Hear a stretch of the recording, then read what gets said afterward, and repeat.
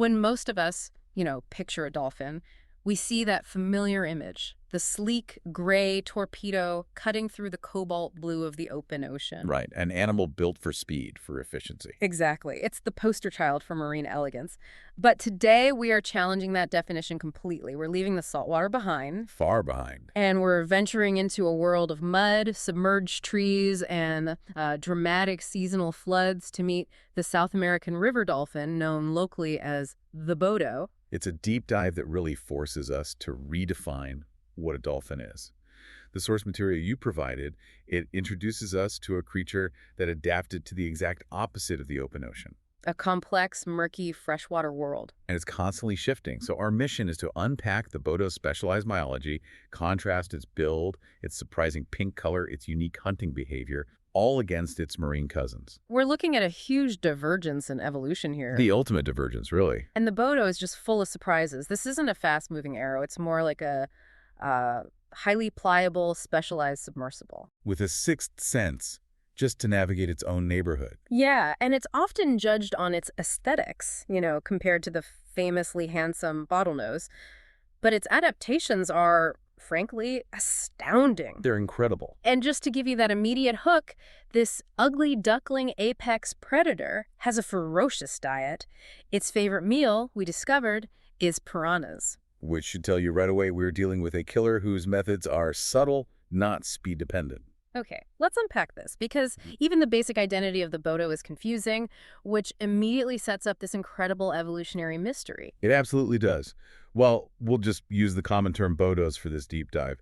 Because they're so geographically dispersed, scientists actually recognize multiple populations. Right, like the Amazon River dolphin, the Orinoco. Exactly. The Orinoco, the Bolivian River dolphin, there's a constant debate. Are they separate species? Subspecies? But the main thing is they all live thousands of kilometers inland. Far, far from the sea. And that geographical isolation, that's what leads us to the ancestry riddle. We know they evolved from marine ancestors, but the big question is, how? How did they get so far into the continent? And the sources present two completely different theories, different timelines. Okay, what's the first one? The first one is maybe easier to visualize. It suggests they entered from the Atlantic side. So during periods when sea levels were higher, the Amazon Delta was this much broader estuary. So they just followed the saltwater corridors upstream. They just followed it in and eventually adapted as the water became less and less salty. It's a relatively modern theory, geologically speaking. But the alternative theory, that one pushes the timeline way back. Tell us about the Pacific theory. The Pacific theory is just wild. It suggests they got there before the Andes Mountains even fully formed. Wow. Yeah. I mean, imagine a time when the rivers in that region actually flowed west into the Pacific. The ancestors of the Bodo could have migrated up those waterways. And then the Andes rose up and chapped them. Exactly. The tectonic uplift would have completely isolated them. So either way, the journey was immense and the isolation is undeniable. To put it in perspective for you, their closest living seafaring relative is the La Plata dolphin.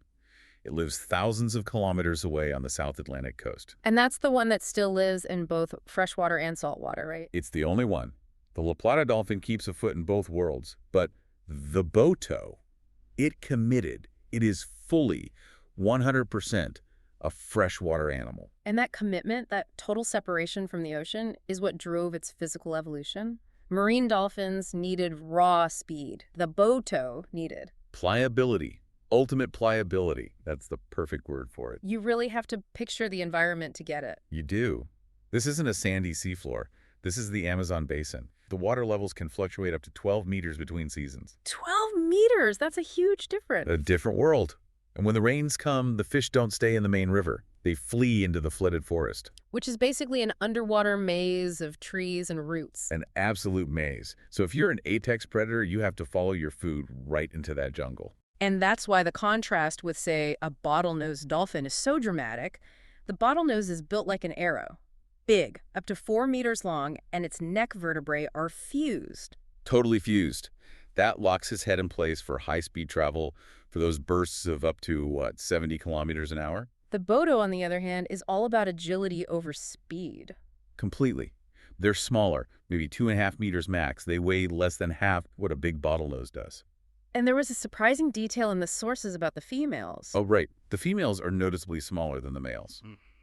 which is unusual. For a lot of other river dolphins, it's actually the other way around. But the single defining difference, the one thing that lets them hunt in that flooded jungle, is in the neck. It's the unfused neck vertebrae. Marine dolphins need that rigid neck for speed, but the Bodo's vertebrae are not locked together. So what does that let them do? It lets the Bodo turn its head up to 90 degrees in relation to its body. 90 degrees. I mean, imagine you're chasing a piranha behind a root.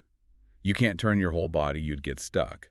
But the Bodo can just swivel its head and find its prey. It's a fundamental trade-off then. Speed for pliability. They've sacrificed all that open water performance. Oh, completely. Top speed is maybe 20 kilometers an hour. They usually just cruise at about 3 kilometers an hour. Yeah. They are the slow walkers of the dolphin world. But wait, if they're moving that slowly, how do they hunt something as quick as a piranha? Doesn't the speed difference become a problem? That's a great point. But their hunting style isn't about the chase. It's about stealth and sensory superiority. We'll get to that. They don't need to be fast because they can get into places the fish think are safe. They can just contort their bodies into these tiny gaps. Exactly. Between roots, rocks, anywhere. And yet there's a paradox here. We see this profile of slowness, of flexibility. They can surface for air by just exposing their blowhole, barely making a ripple. Right. But they have also been documented breaching over 3 meters out of the water. It's a spectacular display of just latent power. They cruise slowly, sure, conserving energy, but they still have that explosive muscular ability of all cetaceans when they need it. Maybe for mating displays or something. Mating displays, clearing debris, who knows? That agility lets them maximize every bit of muscle power, even if they aren't built for a long race. Okay, let's talk about the most striking thing about them. The feature that really makes them stand out. The pink color. Ah, yes. When you see pictures, it can be anything from a soft rose to this vibrant bubblegum pink. And it's not their diet like flamingos. Not at all. The pink is their life history, written on their skin. The color comes from constant wear and tear. It's scarring. You're scarring from what? From navigating that incredibly rough environment. They're constantly scraping their bodies on sharp rocks, submerged tree trunks, abrasive plants, and the flooded jungle. So they are literally covered in a tapestry of healed wounds. That's a perfect way to put it. So the Bodo is wearing its own biography. That pink isn't decoration. It's a record of every tough spot it's ever navigated. And that pink also gives crucial social information, especially about dominance. How so? Older males tend to be dramatically pinker than females or younger dolphins. This is partly because they go into the roughest, shallowest parts of the river. Yeah. But mainly, They fight. they fight each other intensely. Yeah. For access to females. And the scars from those fights deepen the pink color. So the pinker the male, the more battles he's won. It's a sign of battle readiness, of survival mastery. Exactly. And when we talk about their social life, they are far less gregarious than marine dolphins. You don't see those huge synchronized pods. Very rarely. Bodos usually hang out in duos or trios. And while their population density can be high in some areas, the sources say they don't form many deep, lasting social bonds. So a lot of neighbors, but not a lot of friends. That's a good way to put it. Seeing a big group, more than 30 of them, is an extremely rare event. Yeah. And their behavior changes completely with the seasons. The water level dictates everything. It dictates their segregation. In the rainy season, the flooded forest is a nursery. It's safe, full of nutrients. So the females and the young go there. And the males? The big dominant males tend to stay in the main river channel. Maybe guarding territory, maybe just getting the best food where the current is strongest. Whether they're alone or in pairs, their predatory skills are undeniable. We called them cute killers, and their diet confirms it. Piranhas are the favorite. And they don't stop there. They'll also eat heavy-shelled freshwater crabs, even small river turtles. They just crack them open with those powerful jaws. Which tells you their bite force is pretty significant. It has to be. And they need a lot of fuel for that environment. They eat about 5% of their body weight every single day. That is a serious appetite, and they're supporting it by hunting in near total darkness. Which brings us back to their sensory equipment. That's how they do it. They need that sixth sense in the murky water where visibility is zero. Echolocation. But it has to be a very specific kind of echolocation for that crowded environment. It had to be customized. The organ they use to send out sound waves is officially, and kind of hilariously, called the melon. The melon. I love that. In the ocean, a bottlenose sends out a powerful click. It travels far, gets one clear echo back. A clean picture. But the Bodo isn't an open space. It's in a maze. A single click would bounce off a dozen different things at once. Exactly. The echo would just be pure audio chaos, an informational fog. You wouldn't be able to make sense of it. So how does it compensate? It changes the frequency and the volume. The clicks are quieter because they don't need to travel far, but they produce them at an astonishing rate, How fast? about 80 clicks per second. 80 clicks per second, and that's basically constant high-definition radar. That's what it is. They're creating a constantly updating, real-time spatial map of their immediate surroundings. It lets them track the exact movement of a piranha in the mud while dodging a route at the same time. It's the ultimate adaptation to information overload. It is. In that confusing environment, they prioritize constantly refreshing data over long-range targeting. Those 80 clicks per second are what lets the slow walker catch the quick piranha. It really is a remarkable demonstration that an apex predator's success isn't always about speed, it's about processing information. And given how vital the Bodo is to that ecosystem, it's no surprise it has become so deeply entrenched in the region's folklore. Right, the myths of the Encantado, the seductive shapeshifters. The story goes that the Bodo takes the form of a handsome man in a big hat. The hat is to hide the blowhole he can't get rid of. That's the one. He attends festivals, dances with beautiful women, and lures them down to the river to live with him. It's this compelling myth that speaks to how mysterious they are. That cultural reverence, though, it sadly doesn't protect them from modern pressures. No, it doesn't. In the real world, the Bodo faces severe threats that have just decimated its population. And the threats are twofold, right? The first is accidental. Accidental, yes. They get caught and suffocate in fishing nets, just like a lot of small cetaceans. But the second threat is deliberate. It is, and it's highly problematic.